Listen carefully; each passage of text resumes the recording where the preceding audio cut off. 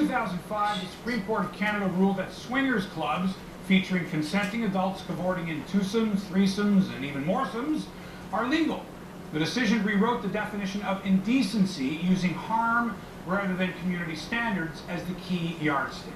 Ultimately, the country's top court ruled that while public sex is indecent, orgies and partner swapping among like-minded adults in private isn't.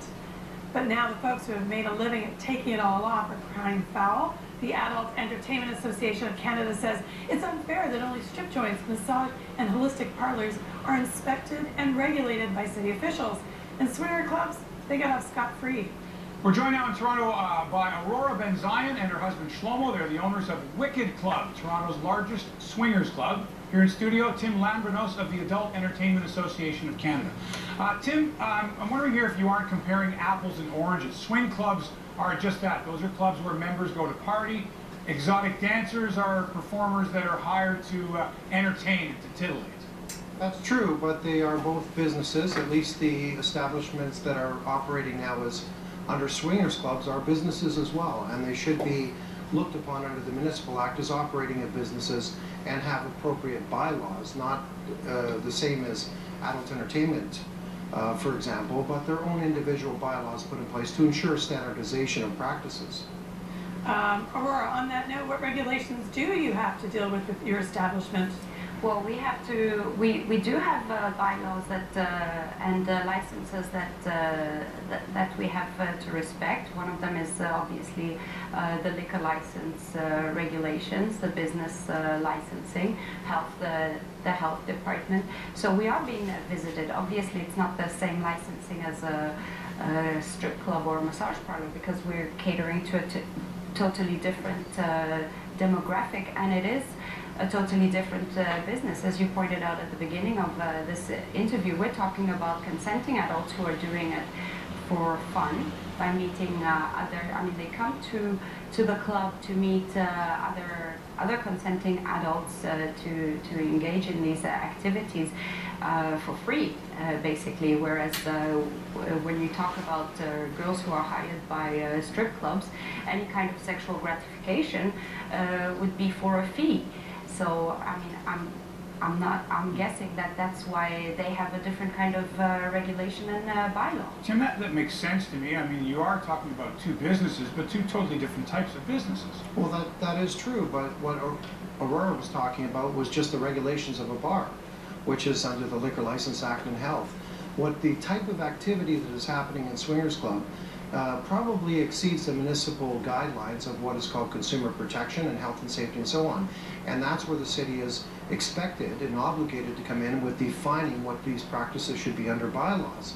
And we're not suggesting that the strip clubs have the same type of services to appeal to erotic or sexual appetites at all. In fact, we don't think that the swingers club should be defined as adult entertainment establishments. However, we believe that there should be appropriate bylaws where these establishments are set up in the various cities to define the standardization of their practices, because health and safety is a concern. Sorry, go ahead.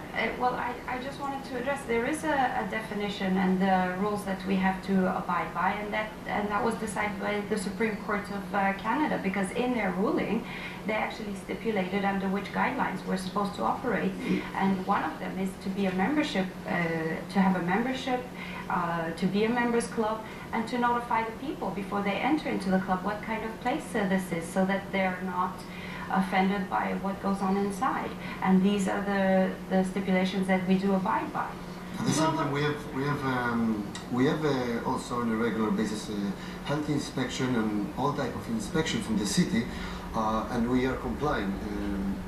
Again, we're not offering the same. It is a business, but we're not offering the same services as the massage parlor. Shlomo, when I go to a rock climbing club, I want to know that I'm not going to get hurt. So do you have a condom rule? Of course. Well, we offer condoms for free. We have signs everywhere to practice safe sex. And but you leave it up to your patrons to decide what to do? No, sorry, we do.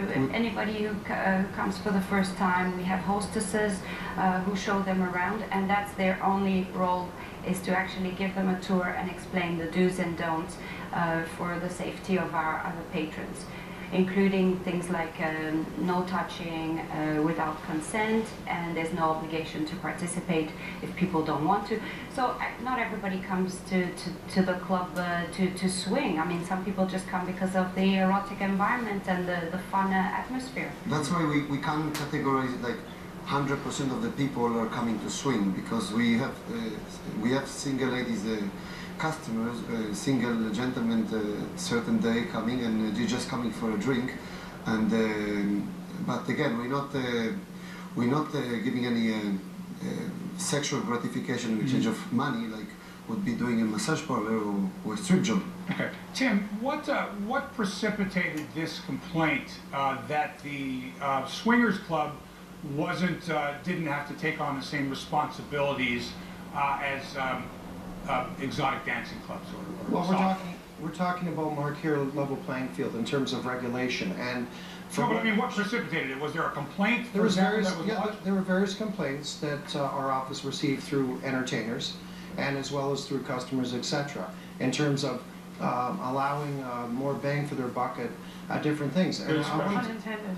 I wanted to add, Mark, that nobody is suggesting that Aurora and Shalom are not good operators. In fact, from what we hear, they are implementing some very effective self-regulatory practices. However, what bylaws do is that makes it mandatory to take care of the worst case offenders. And in fact, there are other establishments that are operating that may not follow the same practices, and that's what bylaws do. They establish a standardized practice, and it's not to affect business in any way, it's to ensure health and safety. Okay, but So- Tim, quick question. You did say, I quote, the city can also earn revenue by licensing the clubs. That doesn't sound like a very small business owner to small business owner kind of attitude, wanting someone else to have to pay fees just for the sake of it. No, I never made that quote. The way that works under licensing, under the Municipal Act, it has to be cost recovery. So the city cannot use their fees to be as a revenue generator. In fact, what Shalom and Aurora are operating, what their interpretation of what the court ruling was, didn't apply to a business. It actually, if you look at the legal test of what it pertained to, was an organization. And the criminal code is still in place to apply those rules, that if you are operating and making money, that could be determined to be a violation. Okay, Tim Lambrinos and Aurora and Shlomo Ben Zion, thank you all for joining us today. We appreciate your participation. Thank you. Thank you. Liz?